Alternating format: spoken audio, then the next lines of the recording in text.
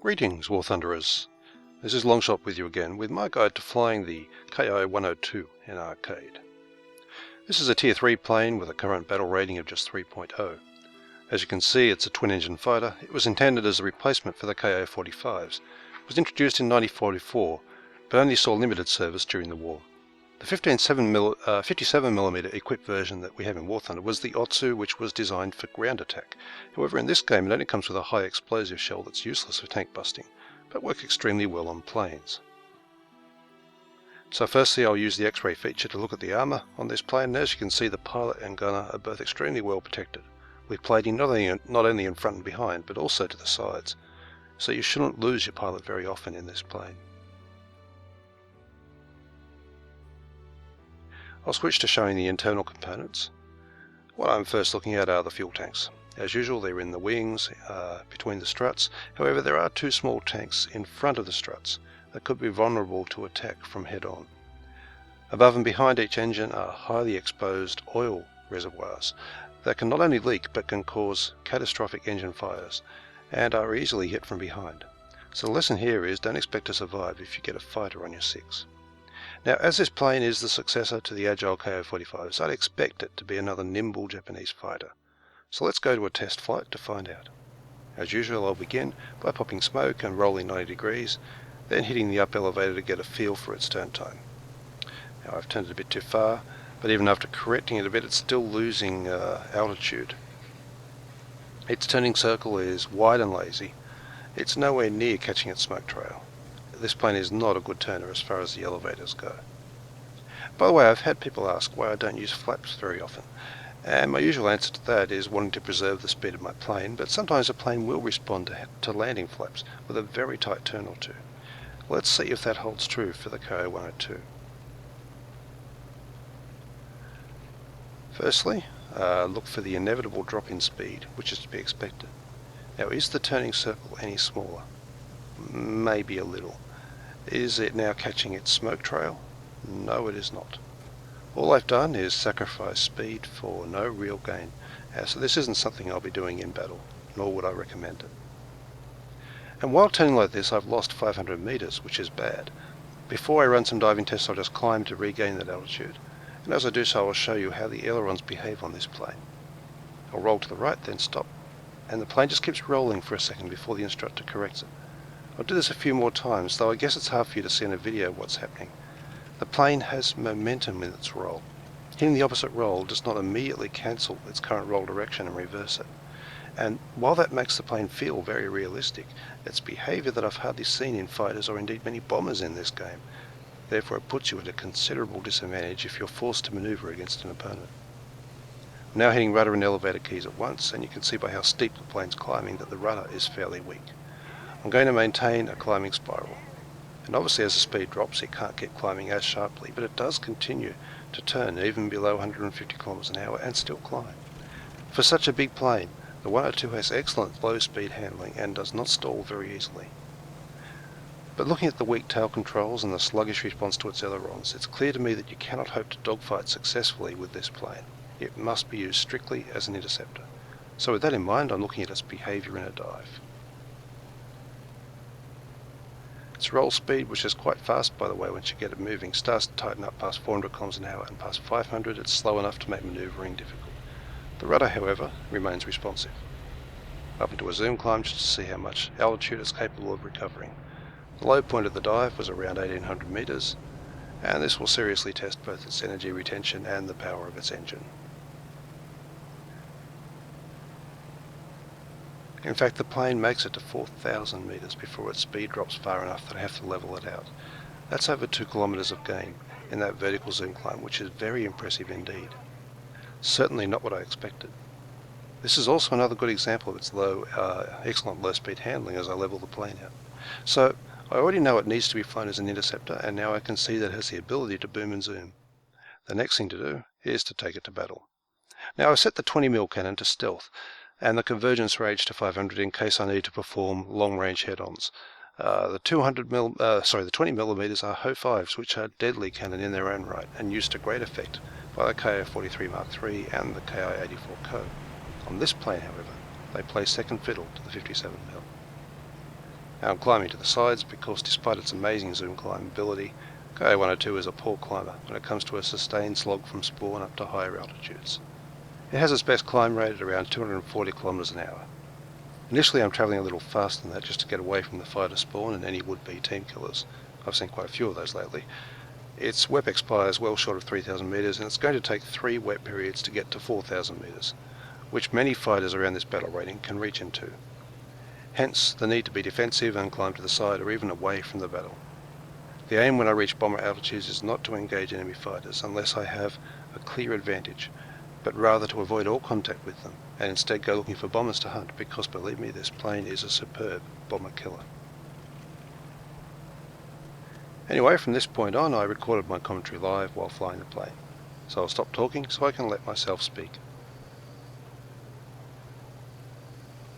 I'm just turning in. Several fighters there. The X7, some P-38s, a couple of I-16s. I don't want to get anywhere near those guys, but there's also several bombers. So I'm just going to give myself a chance to hang out the side, hopefully attract no attention, and wait for those guys to dive away, as usually they do. Several are already, in fact. The X7 seems to be maintaining its altitude. The B-25s are flying past me, so just slowly turning back. I don't want to make this turn in an inwards direction because that would take me too close to fighters and maybe get their attention. Okay, now the bombers seem fairly isolated. There's a friendly P-38 who's probably going to shoot that one down before I get close, and this I-16 looks to be tracking me. I'm just going to fly away from him for a bit.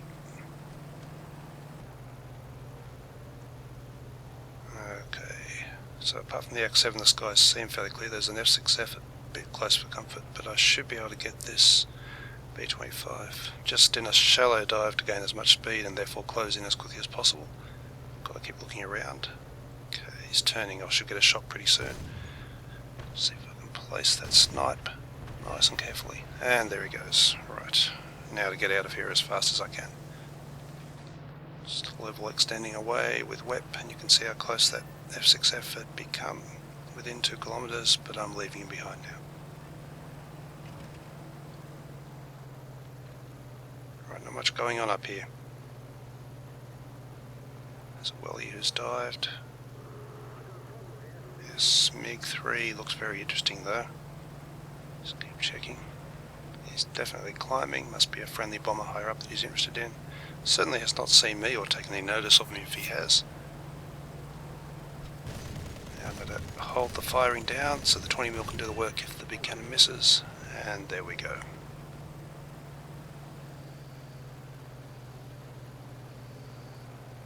Just continue my extension, get my altitude back. The plane's performance up at 4,000 meters and above is significantly better than lower down. It seems to accelerate much faster and obviously less control lock-up because the air's thinner up here. It's definitely a different plane to what it is down at grass level. Okay, none of these guys seem to be climbing. There's a friendly Stuka ahead of me who might be able to draw some followers. I'll just go to the side so that if he does attract some attention, I won't get part of it. That P3 is very interested in him. I think the P-38 is too. Yes, he's climbed above the others. Yep, he's drawn both of them. So I can sweep in for the side and hopefully get an easy kill. P-38's the obvious target here. Just line him up. I'll go off to the left. Ah, nice. Okay, where's that P3? Not sure, I'm just going to quickly check and make sure there's no other climbers first though. There's the P3 there. Seems to be the Stukas on his tail now.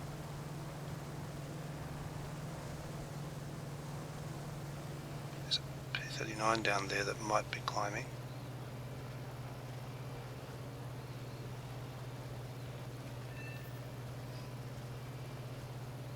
Looks like I'm clear. That but I don't know, he's definitely coming up. Just watching him. Oh, he's dropping away again. Okay, where's that PE3?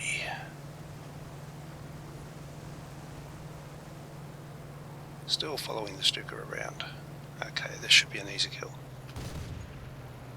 Missed. Missed again. Let loose. Okay. And fire off my last shot to force the guns to reload. It is only 16 shots you get, but it's amazing how many kills you can get with that 16 shots if you're just placing them nice and careful. As each shot is literally a hand grenade, accuracy is what counts, far more than the volume of ammo. Plus, I've got this crew experted, even though it's not at a very high degree of training, and you can see how low the reload counter was there. It's really not very long to wait for such a high caliber cannon. Right, climbing Spitfire. And yes, that Stuka has dropped down in altitude again. He must really like drawing a train. In fact, he's a bit too low for my liking. And Noir 2 is taking shots at him as well. So the Stuka's heading my direction, which means he's going to drag the Spitfire into range, but that'll be an awkward shot. I don't like this angle. In fact, I'll open up. Okay, something got him. I think it was a 57mm to the tail there.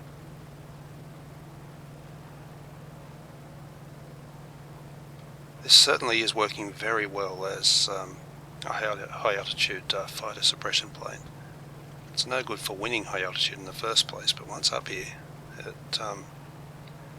it's providing quite an effective wall to prevent fighters from climbing up. It's certainly more effective in that role than I expected it to be. And very quickly gets back up to high altitude again. Okay, this TVF's coming straight from her head on after he spawned, and I'd better take it. I haven't got the speed to run away. So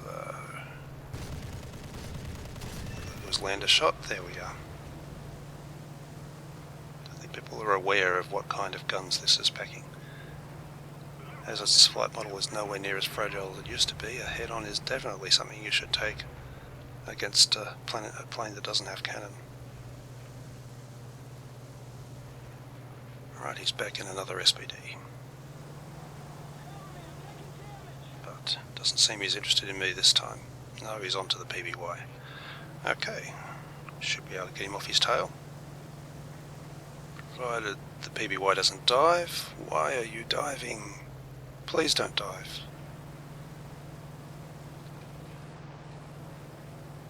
Well, I'm not going to follow him down directly behind their spawn into their airbase, that's for sure. Why do people do that?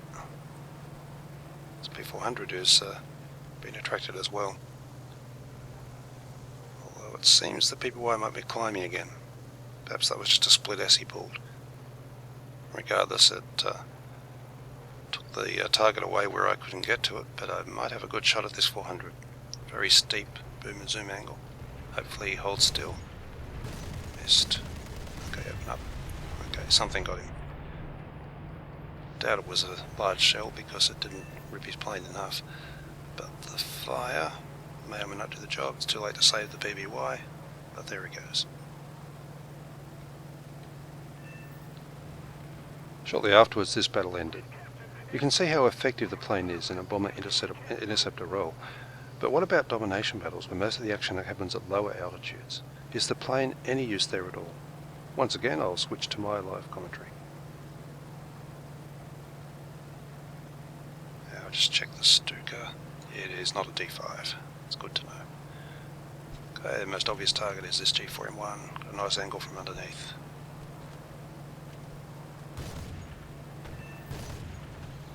And that definitely hit, and so did that. This is unusual. Occasionally see one shell lands that doesn't kill a plane. That was another hit. What's going on here? First time I've ever seen multiple shells land without ripping planes in half. Now I'm just missing with everything over the top. Nevertheless, looks like he is on his way out. Yep, there he goes.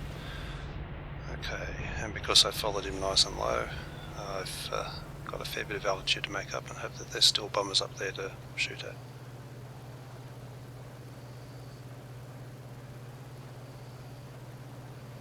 There's no planes up high, certainly no bombers. So I'm looking at a boom and zoom run. Now they're both, it's the obvious choice, but everyone seems to be descending on him, so there's very unlikely to be a kill there for me. But this SB2M is all alone. With any luck, he will hold nice and straight. If I don't have any luck, he will start manoeuvring like a fighter, and I'll have no hope of hitting him. Let's see. There he goes, banking. I can't roll fast enough, I certainly can't row a turn. Okay, up into a high yo-yo. And let's try again.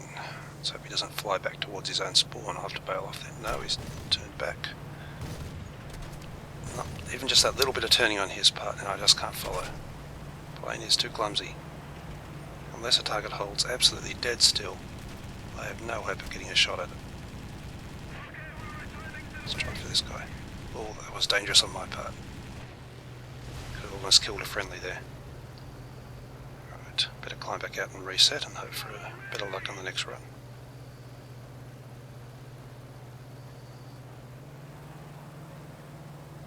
And the vultures have descended on the SB2, so he won't be around by the time I'm ready to re-engage. Nope. Still no planes at high altitude, as you'd expect. Everything's low over the airfield.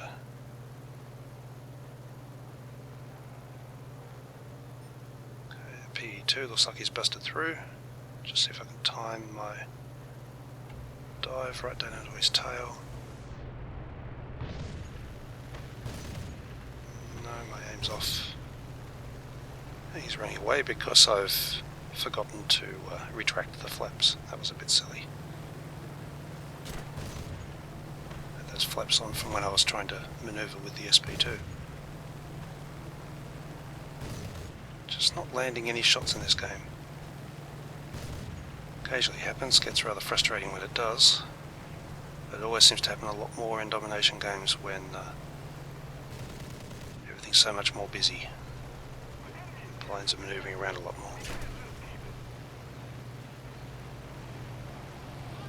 There's a 110 low over the airfield. I'll risk an approach even from this low angle. No, he's flying away from me. It's not worth it. Okay, pull back up again. Reset again.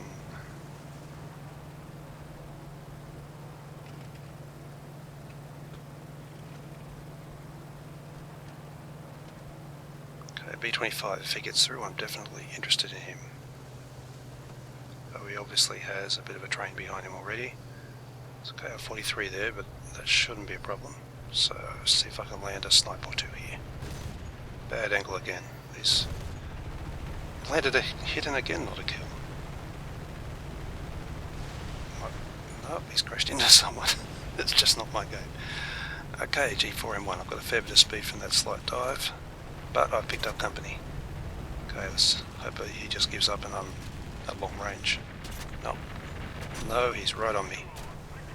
And this attempt to brake has only exposed the plane.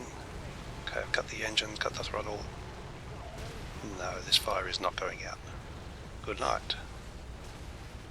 So the plane is all at sea in a domination game. If there's no targets higher up, you'll be a handicap to your team by spawning in a Ki-102. The plane can't dogfight, it's too clumsy at high speed to boom and zoom through a swirling furball. So here's an interesting situation that developed at high altitude. I'll talk you through it, with live commentary. Okay, that P-36 has really set himself up for a boom and zoom. Stall himself out. There we go. I think that's the third time I've gotten him this game, actually. Spitfire's climbed up behind me while I was doing that. It's okay, I should be able to just zoom climb up. But watch him though. Hang on, no, he is gaining. He has a bit of energy with him. Still gaining quickly. Right, have to try and force ahead on. Can't afford to have him catch me at the top of a zoom climb. And no, he's not buying into the head-on. This pilot may have some brains. And look how much energy he had. He's able to get right up to my altitude. Okay, so I'm just going to run away straight at the sun. No one else is a threat, it's just him. I've been running long enough, he's still trailing me. But the game's about to end, so I'll see if he's going to buy a head-on again. He's immediately seen me. He seems to be climbing. I'll just flatten out to avoid getting too slow. Yep, he's coming straight at me. Hold still, please. No. He's dived to the side I can't hope to follow. That'll gain him even more speed. If I was him, I'd circle straight round onto my tail, which he is exactly doing, so I've got to dive. And I've got to manoeuvre in the dive because I don't want him trailing me and getting easy shots, so I'm going to spiral as I dive. He's starting to open up. I'm going to convert that into a full-on snap roll in the dive. And he's definitely following me down. He's probably thinking the same thing. Game's just about over. Holding altitude advantage is no longer that important anymore. May as well just go out wait for the kill. Right, so I've cut my engine, I've deployed landing flaps, I'm trying to force an overshoot here. Yep, there he goes. But can I do anything with it? No, he is right on my tail, just like that. And now I am out of options. There's no friendlies here, even though I'm right near my spawn. I am pretty much dead. Thought seemed my gunner has done a critical hit to him. Anyway, tail control is completely gone. He stopped firing for some reason, maybe he thinks I'm on my way down. But with the landing flaps deployed, it's holding the plane in the air, and I still have my engines. So only one ground target left. I might survive this, though he is coming back again. Might try cutting the engine and hope for another overshoot. No, that's not going to happen. And saved by the bell.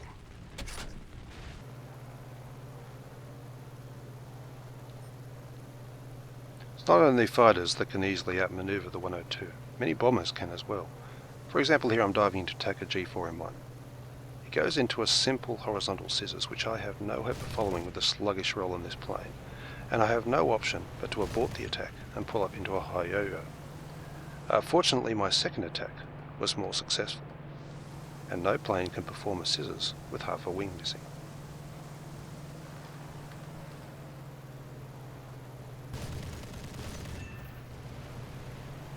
So it's time for me to summarise my rules for flying the Ki-102 in arcade. While I do so, I'll show you a sequence of kills. This plane has possibly the most powerful cannon in War Thunder. Nothing quite beats the feeling of dropping targets with a single shot. It simply never gets old. Firstly, it's strictly a high-altitude interceptor. Avoid any situation where a fighter can engage you on equal energy terms. Its main role is hunting bombers, which means defensive climbing at the start of the battle to gain altitude supremacy, hopefully without a fight, and then taking down bombers as well as booming and zooming fighters that try to climb. Aim as precisely as you can using zoom and allowing for gravity, then fire in single shots. The only exception is a close-range intercept attack which you can let loose with a steady burst to ensure you get the kill. If a fighter catches you, don't try to fight them, simply run away and dive if you have to. Domination is best avoided in this plane. You're really better off spawning in an A6M2N, KO61 or KO45. This is actually my second attempt at making a video for this plane. The first was during patch 1.43 when the plane was so incredibly fragile that I found it simply unflyable. I'm talking wings ripped off or the loss of all control services from sprays of low caliber machine guns from 800 meters range. And you can see by my stats at the time how difficult I found it. Now, since revisiting the plane in patch 1.45, I've flown another 9 times, died twice, both times in domination battles, and scored an extra 38 kills. Used in its role, it is an effective and enjoyable plane to fly, which a couple of months ago is not something I thought I'd be saying in this video. Anyway, as you know, the main feature with this plane is its incredible cannon. Nothing quite beats the feeling you get from dropping planes with single snipes. So, to finish this video, I'll run you through a sequence of kills. This B-25 one was rather interesting. He's coming straight at me. It's a revenge bomber who spawned. I'm at altitude as usual, which it should be in this plane. And I'm just lifting up above him, just gently, keeping my speed fairly high. Just enough so I'll be just out of reach of his guns as he passes underneath. and because he's trying to reach me, he's now very sluggish in the air, can't maneuver, and he's easy pickings.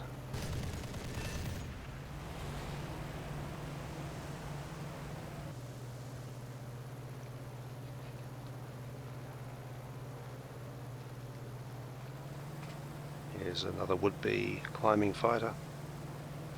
Just waited till he got himself nice and slow. Fighters don't expect you to be a threat to them. It becomes quite a surprise when things like that happen.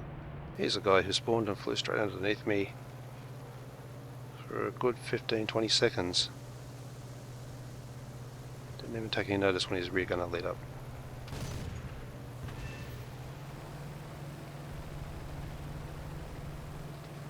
Then he came back again. And once more he flew nice and straight. Have to help people like this learn. Anyway, that's all I have for you in this video. I hope you've enjoyed it. I certainly enjoyed making it. Until the next one, I'll see you in the skies.